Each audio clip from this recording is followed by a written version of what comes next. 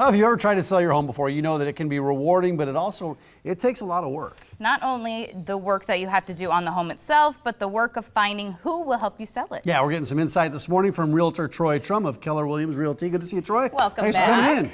Great. Good to see you. Listen, you got a lot of tips, and it's that time of year. A lot of people are putting their homes on the market. What kind of tips do you have for selecting the realtor? Well, first, every homeowner should already have a realtor. You need a realtor to put you in touch with trusted contractors and to be there for your friends and family so the people you care about don't get stuck with an incompetent agent. So even people that don't plan on moving should have a realtor, and most importantly, have one to advise them of their home's value. You wouldn't invest in stocks and then not periodically check the value of those stocks.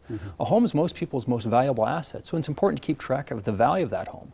Now, for people who don't already have a realtor, finding a realtor, first thing you need to look at selecting a realtor separately from determining the asking price. Many agents will promise sellers unrealistic prices in order to convince sellers to hire them, but the decision on who to hire should be made separately. You should find the agent based on their skill and marketing expertise and then determine an asking price. And experience. Yeah. Right. Well, and then what about the home preparation process? I mean, how do you get the home ready to go on market? Well, my preparation process first starts with professional home staging. The purpose of staging is to showcase the highlights and features of the home and at the same time create an atmosphere where buyers can imagine the home as their own. The next is to have the home pre-inspected. The goal of pre-inspection is to find and address problems with the home so they don't come up in the buyer's inspection, giving the buyer leverage to negotiate against the seller or giving the buyer the reason for backing out of the purchase. And then finally is professional photography. Once the home is ready and looking its best, it's important to capture that in photos to use for marketing of the home. Yeah, so you go through all this stuff, then you finally get somebody who's ready to sign on the dotted line, buy the house, right? You get an offer, and then you accept that offer. What should you expect after accepting that offer?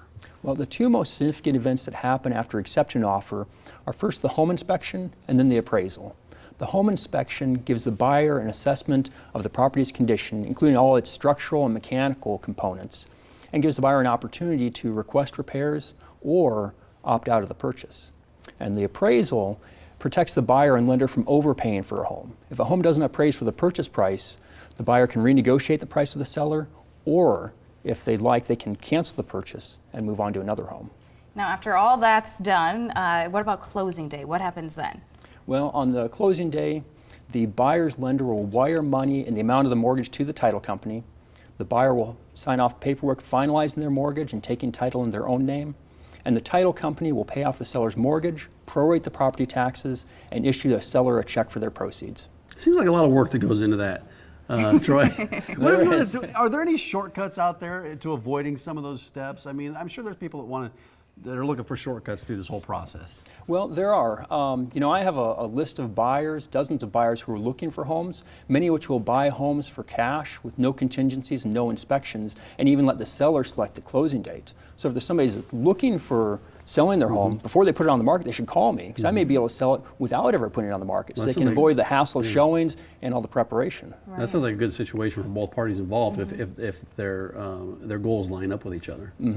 Well, a lot of great advice this morning, always a lot of great advice. I mean, I don't have a home, but I've learned so much from you over the last few months, so thank you so much for coming in. And if you would like to get a hold of Troy Trumm with the Trumm team, you can call 402-884-4848 or check out trummteam.com. Troy, it's been a pleasure having you on the show, has, our expert Great being go-to here. realtor.